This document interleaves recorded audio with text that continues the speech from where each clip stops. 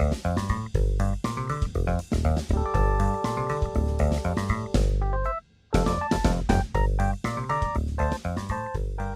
am Paulo Artaxo, professor of environmental physics in the University of São Paulo, and I work a lot with IPCC and global climate change over the last 30, 40 years.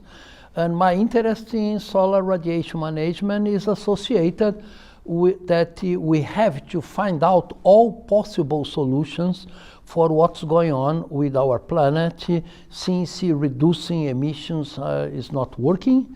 So we have to find all possible alternatives, be it dangerous or not. So basically we have to look for the society which would be the alternatives to deal with the climate change issue.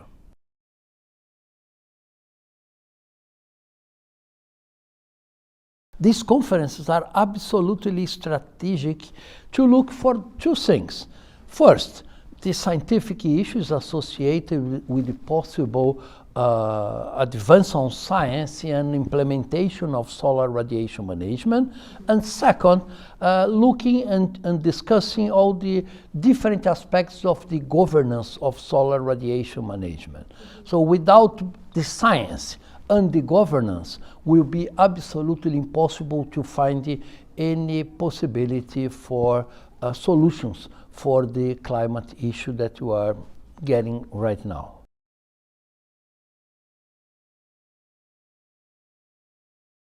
We only find a solution if you sit down, look for different point of views, look for different strategies. The developing countries have very different problematic in terms of this compared to developed countries. And conference like this, where you have the two parts together, sitting down, discussing the alternatives, the different views, and try to find out more efficient and possible ways to deal with the climate change issue.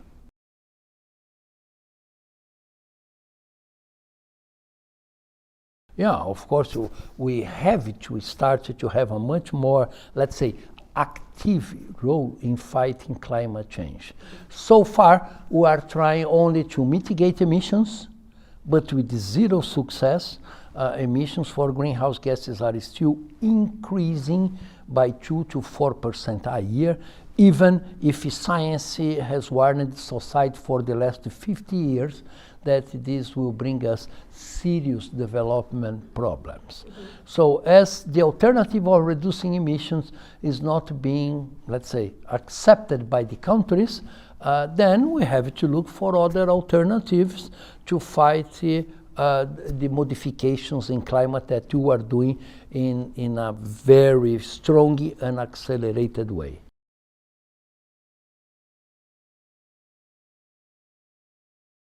First, all countries will suffer both from climate change and also from the implementation of solar radiation management. All countries, does not matter how small you are, you will have consequences for any unintended or intended modification on climate as we are doing here. So basically, small countries like Jamaica have to have a voice in this discussion, have to put their opinions on this. They need to be heard by developed countries or by larger developing countries like Brazil, Indonesia, and so on. So basically, only with a joint conversation, with everybody together, sit down in a table, putting together over the table all his arguments against or in favor of either mitigation, adaptation, or solar radiation management, is that we can find any possible way out of the climate emergency that we are having right now.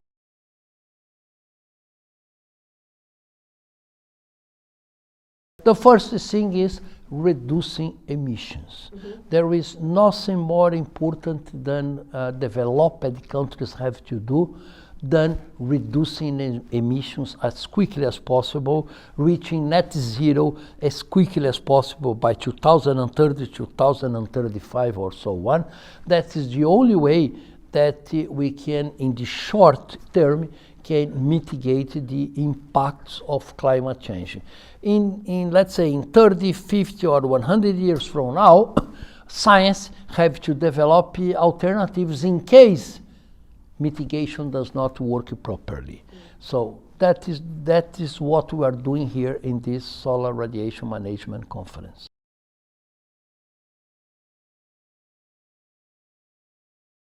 For sure, more money have to be developed for research, including in developed countries, not just in developing countries, you know. So this is a problem, this is an issue that affects everybody. So everybody have to be engaged into funding research, solar radiation management, carbon dioxide removal, or whatever will be necessary for us to fight the climate emergency. And the needs and possibilities of every country is very different country by country, culture by culture, reality by reality. So you need to have diversity over the table to find the best solution for regional, for national, or for global interventions.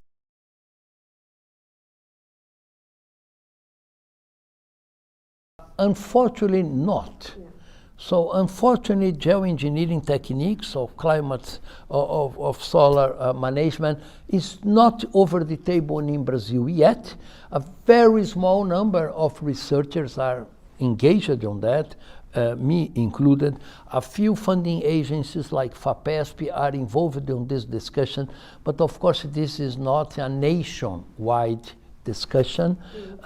We have to promote more discussions on other possible alternatives to mitigation of emissions in terms of climate change.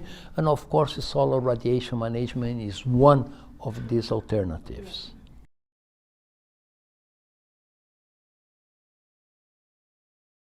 Of course, no, funding is not the only problem. Of course, the recognition by the scientific community that you have to find innovative ways to deal with the climate change issue, that science needs to advance our knowledge to let's say, to instrument the society in case really the climate emergency gets worse over the last decade, over the next decades. So the obligation of science is to develop the knowledge necessary for decisions in the near future. So that's how I see it, and that is the importance of meeting like this, especially happening in developing countries.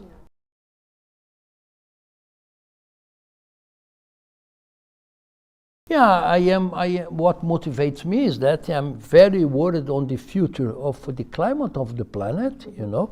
I work a lot with Amazonia, so Amazonia is really starting to lose carbon to the global atmosphere in a positive feedback mechanism that could be very dangerous for the ecosystem and for the global climate.